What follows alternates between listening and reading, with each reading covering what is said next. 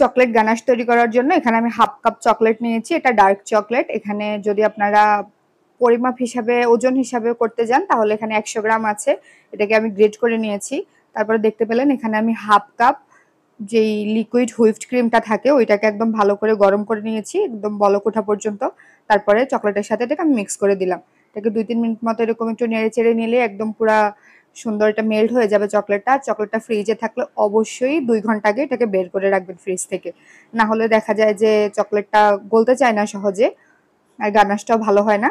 তারপরে আরেকটু ভালো রেজাল্টের জন্য আমি একটুটা ছাঁকনি দিয়ে ছেঁকে নিয়েছি। গানাশটা চাইলে ডাবল বয়েলিং প্রসেসে তৈরি করতে পারেন। আমি যখন কেকের উপরে ডেকোরেশনের জন্য তৈরি করি তখন আমি ডাবল বয়েলিং প্রসেসেই গানাশটা তৈরি করি। আর যখন কেকের ভিতরের লেয়ারে দেওয়ার জন্য বা টাপ কেক তৈরি করার জন্য তখন এইভাবে ক্রিমটাকে মেল্ট করে তারপর দিয়ে দিই এভাবেই তৈরি করে ফেলি। চকলেট গানাশ আর চকলেট সিরাপ একই জিনিস, কিন্তু চকলেট ইমালশন আর চকলেট এসেন্স কিন্তু দুটো আলাদা জিনিস। অনেকে জিজ্ঞাসা করেন এজন্য বলে দিলাম।